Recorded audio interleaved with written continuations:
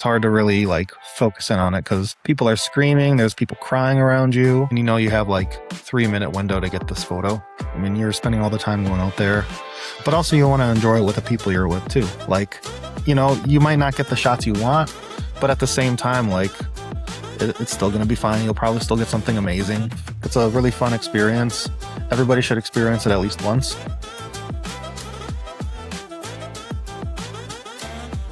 Welcome to Get the Picture, a photography learning podcast. I'm your host, Brad Siegel.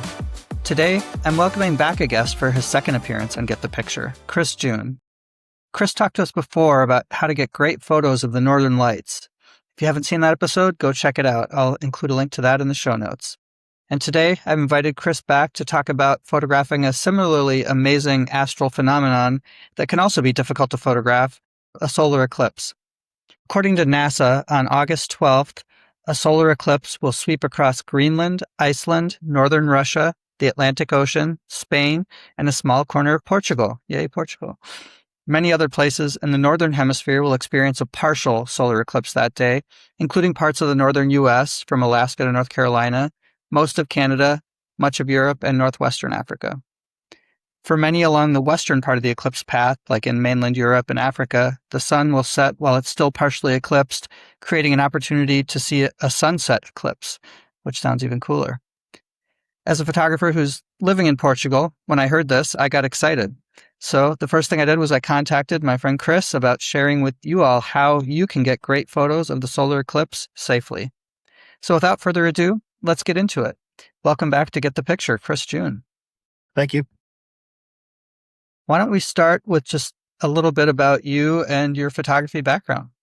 I started doing photography since like 2012, but like I really took off around 2014, 2015. And my main focus has been photojournalism and sports photography. And so that's been my main focus with photography. But, as you get more into photography, you photograph a little bit of everything. Yeah, I met you through your photojournalism and also your sports photography as well. I saw recently you photographed the Special Olympics, right? Mm-hmm. They have their USA games here. So every 4 years, they have a different city they'll do it in, almost like the Olympics. It's kind of set up similar where they come out by state and delegation. Yeah, it was really cool to see your photos from that. I've been doing some sports photography recently too here, photographing mostly basketball with some of the street games that happen that are a lot of fun here. So trying to get more into that. Nice. But we're not here to talk about sports photography today, so why don't we dive into eclipses? How many solar eclipses have you photographed, and where did you do it? And can you just tell us a little bit about some of your coolest eclipse moments? So the first one I photographed, I think, was in 2017.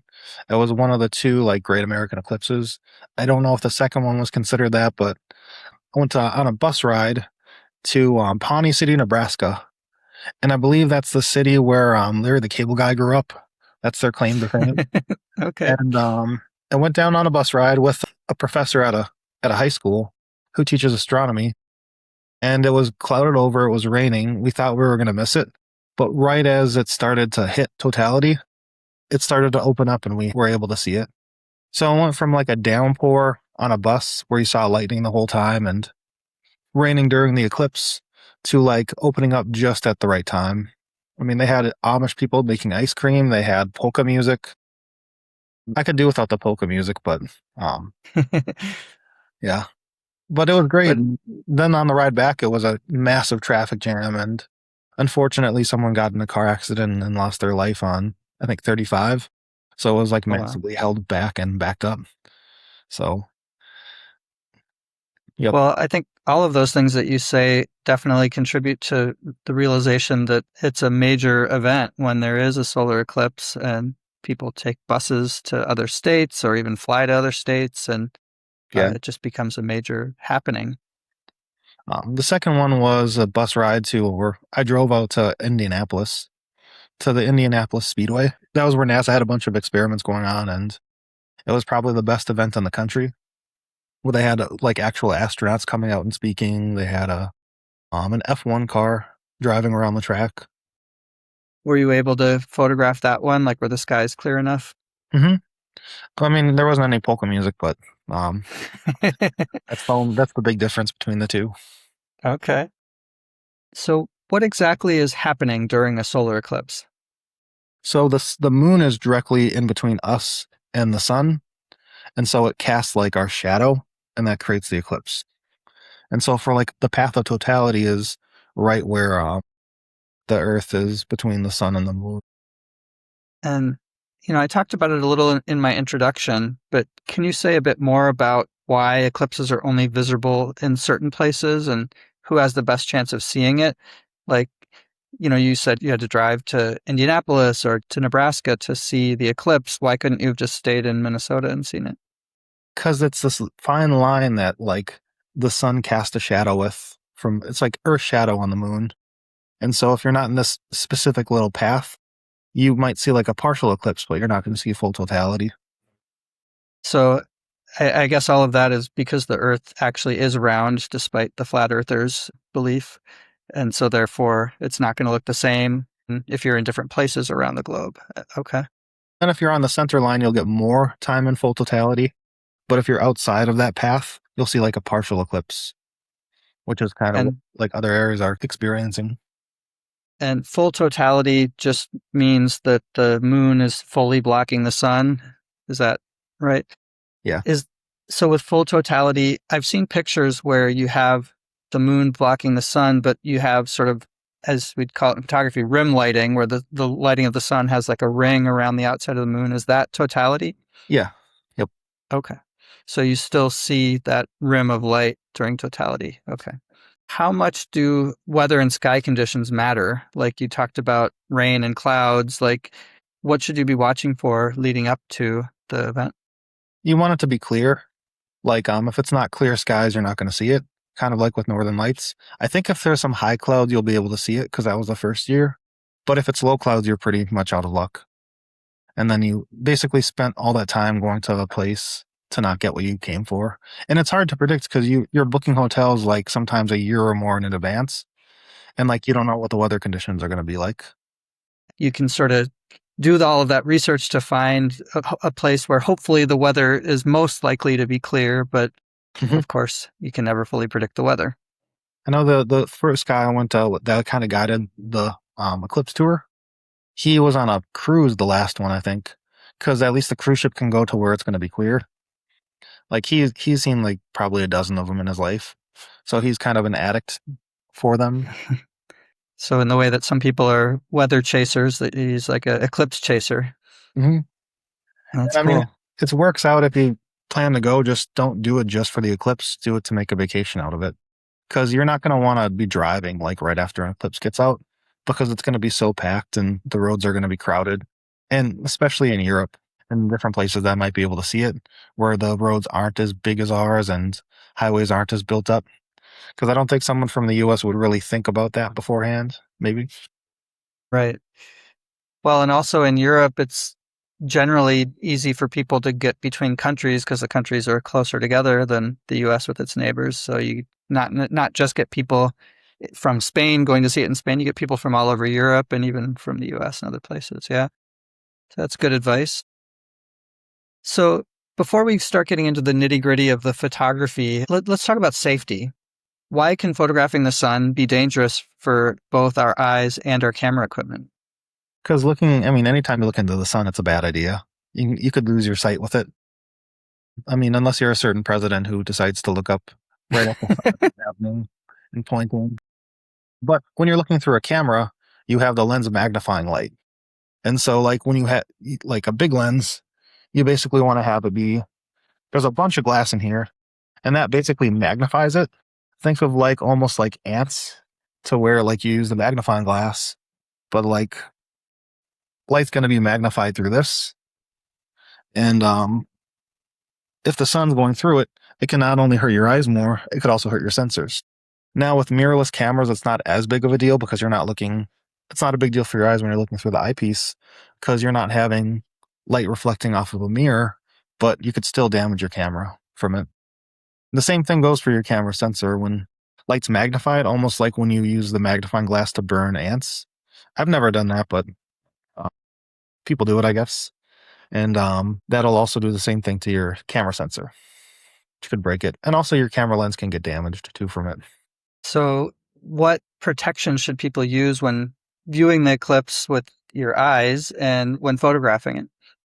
I think they make these Eclipse filters you could put on your camera, but you'll want to order one as soon as you can because like they sell out pretty quick around eclipses. The first year I put a piece of Eclipse paper in like a filter holder, and I guess that wasn't what I was supposed to do.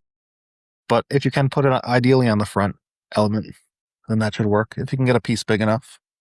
When I was starting to look for a solar filter for doing photos of the eclipse, there is a certain grading that it needs to have to be safe for doing that. So I'll put that in the show notes so people know what they need to search for. Yeah. And I agree with you, Chris. If people want to order one, if you want to just go on Amazon or B&H or wherever and order one, you better do it quick because those are going to start selling out as we get closer to the eclipse. Yeah. And then the bigger the lens, the more expensive the piece is that you put on it.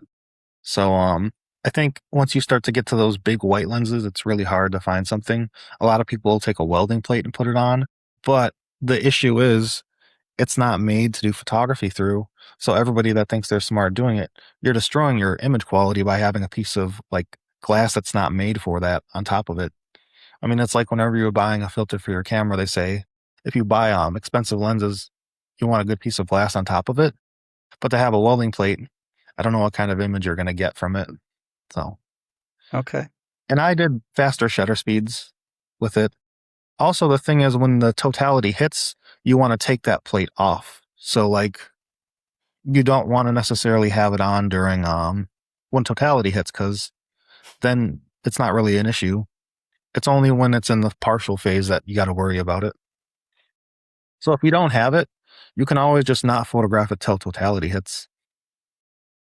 If you're in a location where you will get totality, if you're in a location where you're not going to get full totality, then you should have the filter. And to me, it's not worth driving out for partial eclipse. Like full totality is the only thing worth driving out to, because I just don't think it's that interesting to see a partial eclipse. I mean, it's kind of cool, but not enough to spend all that money in to drive out someplace.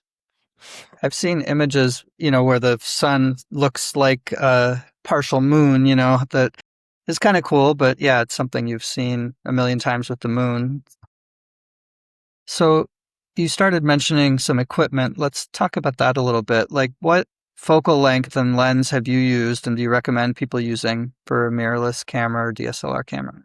So the first year I photographed, Canon had a program called Canon Professional Services, and when you joined it, you can borrow any lens you want for free, including the big, like expensive, like $10,000 lenses they use for sports and wildlife. So all of them were rented out for that period, but a 500 millimeter lens. So I used that plus a 2x teleconverter. So I was at 1,000 millimeters at f like 8. And so that worked good for some of it. But the second the totality hit, it was a lot darker. And so I had to crank up my ISO. And when totality hits, you kind of have to act fast where you take it off and you adjust the settings as you need.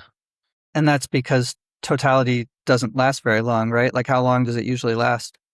Usually a few minutes. So you kind of got to Yeah. work So in your head what happens when totality hits. So when take you've done this, have you tried like bringing two cameras, like have a two camera setup, one with the filter and one without, so that you don't have to be fiddling with stuff and miss totality? the first year I was doing a photo assignment for NPR News. So I had like I was doing shots of people, which was interesting to see people's reactions, but also the shot of full totality. Now when totality hit, I was just focused on that, but it made a big difference just kind of focusing in on that versus getting people's reactions. But the reactions are pretty crazy that people have. Like people make weird noises when it hits. They'll start screaming like religious folk that are complete like don't ever swear. They'll start swearing in front of their kids. And it's different too because like you look up and it's no wonder that everybody thought it was the apocalypse when they saw it before we had modern science. Because you see the sun that looks like it's about to explode, you know? And I assume most people are wearing like the glasses, the Eclipse glasses, right? So that's kind of interesting photographically too. And then the Like, thing same goes for when a totality hits, you want to take the glasses off too. so what kind of camera do you think people should use to do photos of an eclipse? Does it matter?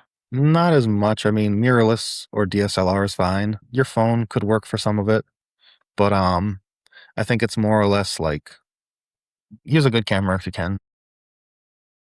And do you need a tripod? No, if you can handhold it, it's fine. Because when you're photographing it, you're aiming straight up most of the time. So like a tripod really doesn't work as much.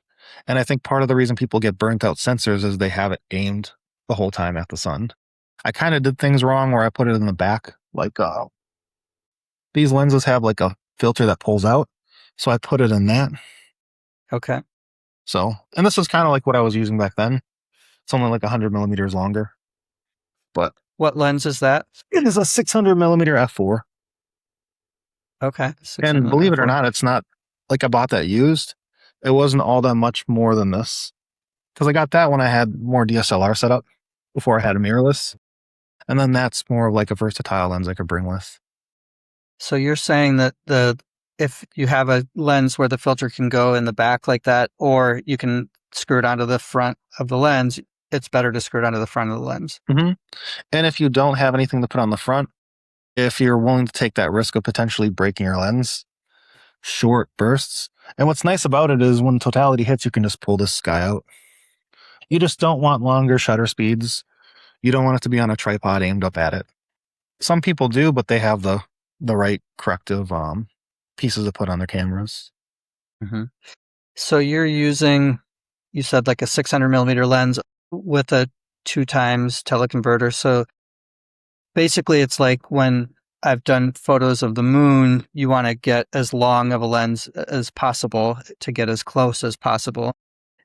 So that's generally the strategy you used for totality as well. Yeah. And I was at about 1200 millimeters with that because I had during the last one at f8, and that was a good focal length for putting it like framing it. But you don't necessarily have to spend a ton of money. You can always rent gear too, but know that if you break it, you still have to pay for it. So if you can have some sort of insurance, older lenses work great. So you were shooting at f8, um, and suppose that's because, well, why f8? It's the widest aperture I can be at. The 600 millimeter I showed you, it came out in 1999 and it still works really good today. The only difference is it's a little bit heavier. So if you can deal with the bulk of it being heavier, you can get something that goes new for like $15,000 for like under three. And like they're built so well where you won't normally have issues unless you like drop it. And I've dropped it before and it still works fine after. Not like a long drop, but kind of fell off of when I was carrying it up the runway. It kind of detached because I used a low quality mount.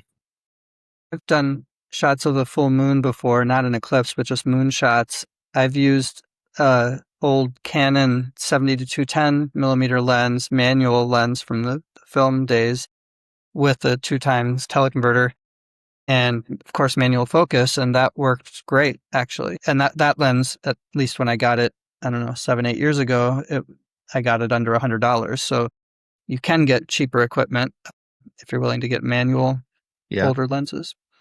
And like once you kind of know how to like the quality of the lens isn't as big of a deal with something like the Eclipse. Newer cameras, especially if you're putting it on a newer modern like mirrorless camera, the ISO can ability to handle it can go so high.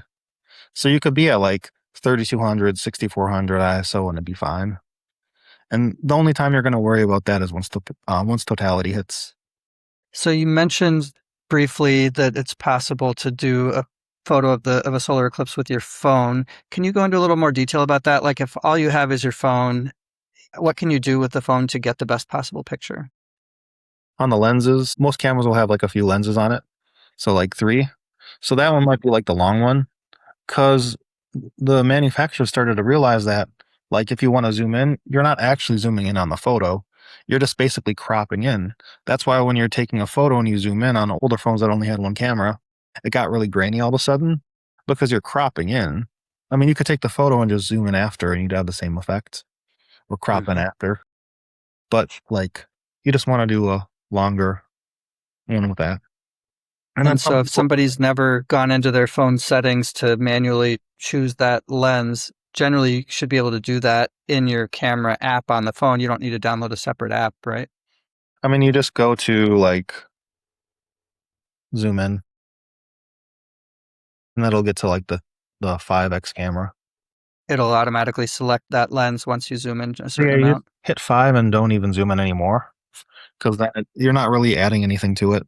It's basically like a prime lens, which is one fixed focal length, and the phone's just cropping in.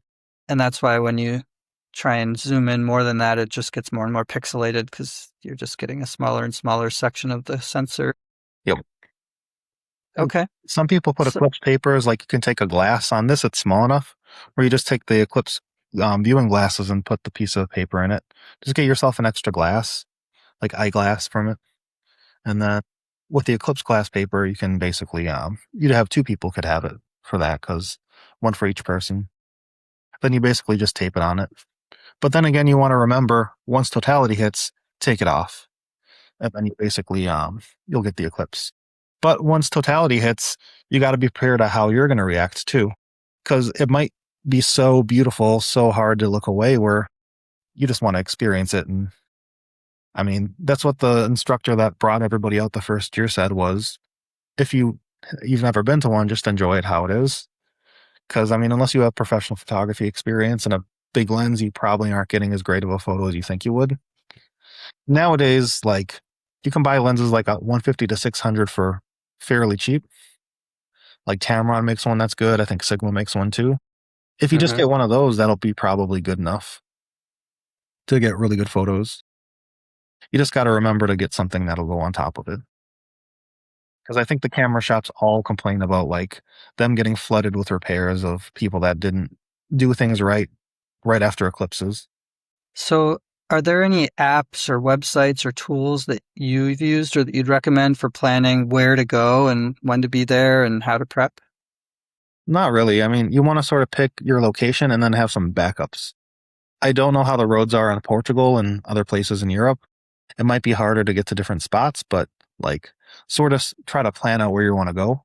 Maybe even get there a day or two early and sort of say, okay, if this isn't working, where else can I go to? And then once you see where the weather is going to be, like, then you plan, okay, am I going to go there or am I going to go to one of my backup locations? And then just get there early. Get on the road way earlier than you think you need to be because there's going to be a lot of people driving and you want to make sure that you have enough time to get there. Because, like, in the US with our big highways, we had traffic jams, smaller roads from older cities in Europe. Probably if there's the same amount of people, it's going to be gridlocked. So, pick a location that will experience totality if possible. And then within that, pick some backup locations as well in case whatever reason, whether it's too traffic jam to get to your main location or if it's cloudy there, have some backup locations where you can go on the spot. So really, rather than any fancy photography apps, the main kind of app you're going to want is maybe Google Maps for, routes and traffic and weather app to see what the weather's doing. And if it's overhead, I don't know where it's going to be in the sky for you guys, but if it's overhead, it really doesn't matter as much. Maybe if there's like a statue you can use to have something of scale. But if it's lower on the horizon, you might be able to plan, okay, do I want it over a city? Do I want it over a statue? Do I want it over a gorge? Like start to plan what it's going to look like for you. Well, and that's something, yeah, I wanted to get into that because, as I mentioned at the beginning, it's going to be a sunset eclipse here in Portugal and Spain. So the sun will be lower in the sky and give you the chance to create some of those compositions where you have something interesting in the foreground. And I remember when I talked to you about Northern Lights photography, you talked about the importance of having not just the picture of the Northern Lights, but something else in the image. Would you say that's true um, for solar eclipse photography as well? Yeah. Yeah. So you want to sort of plan what you're going to have in your foreground and background. And it's really cool. It's a sunset eclipse because that seems way better than what we've had. Right, because you talked about having to point your camera basically straight up at the sun in the middle of the sky. What are some maybe creative composition ideas you could think of? I mean, like I've seen one of a guy like rock climbing and the eclipse was right above him. I've seen one of it like right like around a statue above major cities. Kind of just see what's around you that's like a landmark and then see about trying to get it. But also if it's a really big landmark, there's probably going to be a lot of other photographers there. So I mean, you might be competing for real estate, but at the same time, you still might be able to get the shot. But then, do you want the same thing all these other people are getting, or do you want to have something unique? So maybe there's some sort of rock formation you could use, or above the ocean, maybe even. But keep in mind, as the sun gets lower too, you want to make sure nothing's going to block your view too. Because you might say this is a great location, but if it's blocked, you know, so probably getting higher up would be the thing to do. Okay. So we've talked a little bit about settings, but let's go back to that for a second and just go through it a little more systematically. You talked about with your lens, get as long of a lens as possible. You've used a 600 millimeter lens set with the aperture set to f8. What did you do for shutter speed and ISO during totality? Let's talk about that. I kind of don't remember what it was at. I don't really have a set thing going into it. You want like a faster shutter speed. And keep in mind with the longer focal lengths, you want to have like faster shutter speeds. So if it's at 600 millimeters, you want at least a minimum 1/640th of a second. And I had a two So that times. you don't get shake, so you get a sharp image. Yep. And then you also want to make sure like aperture is as wide as you can get it, just because you're gonna have your ISO higher. And with modern day cameras, like you can handle like 6400 ISO fine, 12,800 maybe even, but you want to have a lower ISO if possible. So you want to have like the balance where the shutter speed's fast enough to freeze it, like 1/600th of a second, and then like you also want to have it be where the ISO is not too high but not too low. Okay. So the aperture as narrow as you can get it on your camera, the ISO as low as you can get it, and then shutter speed high enough to at least not have a blurry or shaking photo. Yeah, and then you want to know your gear, like what's the highest ISO you can have before it gets too grainy to be usable. So like Right. Like if you have a full frame camera, you can probably, especially a Sony or really anything these days, you can probably do the 12,800 ISO, like you said, and clean it up in Lightroom or whatever editing software you use. but if you have a But if crop, you're shooting on a crop sensor, oh, go ahead. it still could be good though. I mean, an R7 does pretty good at higher ISOs, I heard, which is like Canon's premier like crop sensor camera. I'm sure Sony and Nikon have something comparable too. With that, you have an advantage where you have a long like it's a smaller sensor, so it takes up less space on your lens, so it appears like it's a longer zoom. So Right. it'll like Canon's 1.6, Nikon I think is 1.5, and I think Sony's the same too. So a 100 millimeter lens becomes 150 with Sony and Nikon. A 100 millimeter lens with Canon becomes 160. So Right. times six times five, So then if you were putting that 600 millimeter lens you were using on a crop sensor camera, you've really got 900 millimeters. So that's a good thing to keep in mind. If you have a crop sensor camera that is good with low light, then you might want to use that ahead of a full frame camera just for that extra reach. and I think a good lens to get it, I mentioned it before, is like a 150 to 600. So look at reviews, see what it looks like. And when you're using those long, like variable aperture lenses, this is like, I think f8, like f5 to f8 or something. So, Uh-huh. or f9.1. So the aperture is really bad on that lens, but you want to shoot at f9.1 the whole time. Otherwise, whenever you zoom out, it's going to change settings on you. Yeah, that's good advice. So would you say autofocus is reliable for eclipse photography, or should photographers switch to manual focus? I'd say autofocus is reliable, especially once it hits totality. I mean, you can always focus on something in the far horizon, and that should be good enough for your camera to focus in on it. Okay. So if you're trying to get an image during totality that has just the rim of the sun around the moon, and then if you have a foreground element that you want to be able to see other than just like a silhouette, would you recommend bracketing or anything like that to get an image with sort of wider dynamic range? Or, You could try it, but once totality hits, it's not going to be that far off for lighting because like it becomes a lot darker. And so like during the sun, yeah, you might bracketing might be okay, but once totality hits, your settings are completely changing. So you got to kind of keep in mind and just go through your head about what you're doing before it happens. So you already have it executed in your mind. And once totality hits, you just make it work. Because the first year I forgot to take the filter out right away, and I was trying to Uh, find the sun. I'm like, where is it? And so after maybe like 20 seconds, which seems like you put all this effort to get there, you're trying to get these shots. It seems a lot longer than it really is. But right. once I pulled that out, I could see it then. And once it's happening, it's hard to really like focus in on it because people are screaming, there's people crying around you, and you have like 3 minute window to get this photo. And Hmm. so you've never photographed it before and you want to make sure you have everything right. But photography is all about light. Once you have experience shooting a lot of different things, it's kind of easy to adapt to it if you know your cameras and you're used to shooting all sorts of things. Is there a minimum percentage of the eclipse coverage that starts producing really dramatic images? Like you're saying totality is what you really want to get, but did you do photos when it was like 97, 98%? Are those worthwhile? Yeah, I mean, a lot of people photograph it in different phases and kind of put them on like Photoshop them together. Just kind of photograph it throughout the eclipse. I mean, you're spending all the time going out there, but also you want to enjoy it with the people you're with too. So, like, what trade off do you really have? You're going out with your family, your kids, your wife, your husband, whoever. They mean something to you if you're taking them out to see it. So, you want to make sure to also spend time with them too. But no, the totality is the main thing. But you can still get photos of it in various phases. I know some people that have the proper stuff on their camera will just put it on a tripod and shoot up and just get the different phases. They'll have it on like a time lapse. So that could And be, then they can be enjoying themselves with their friends or family and still getting the photos. yep. And then when totality happens, most people aren't even paying attention to the people around them. They're just like staring up at it. You think you'll spend more time with the people around you when it happens, but you're more just enjoying the moment. Okay.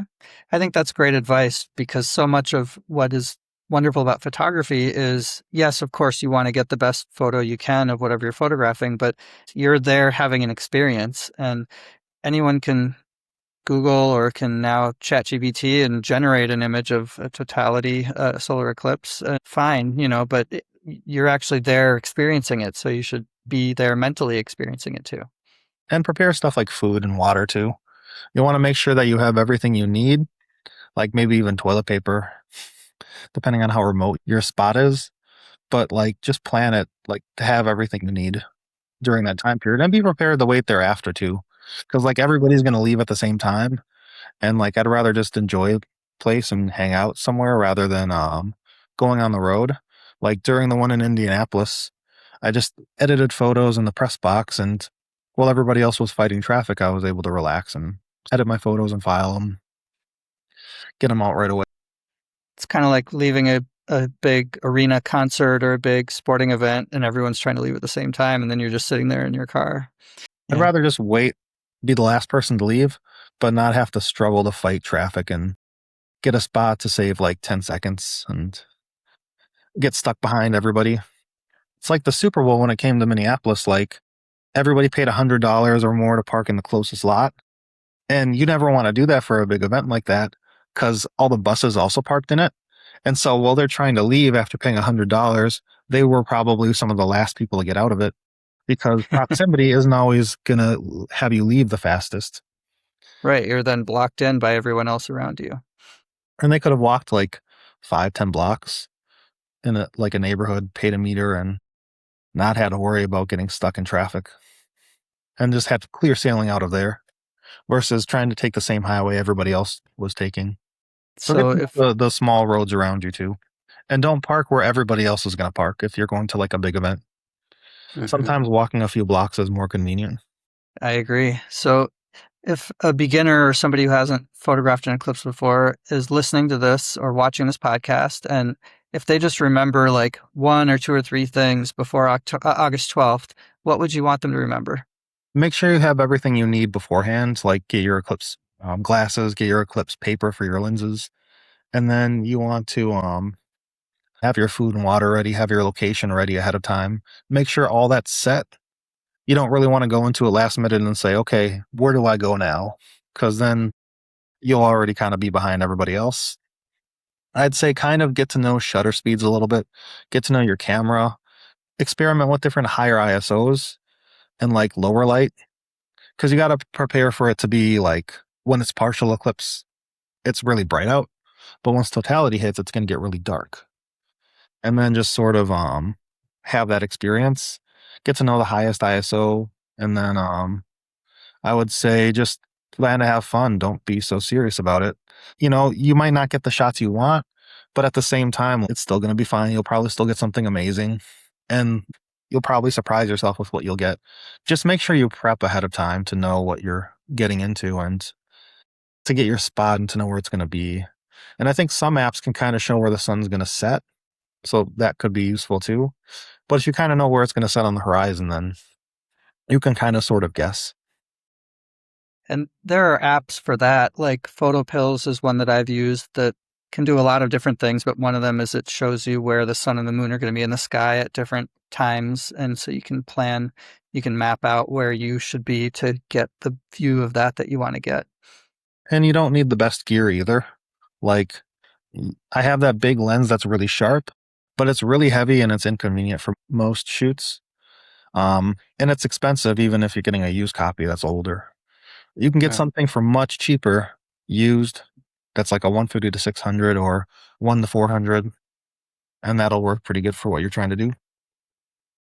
And then try and find a piece of Eclipse, like filter to go on that versus the big 600. It's a lot easier and a lot cheaper. Excellent advice. So any last thoughts? And then where can people who are listening and watching find your work?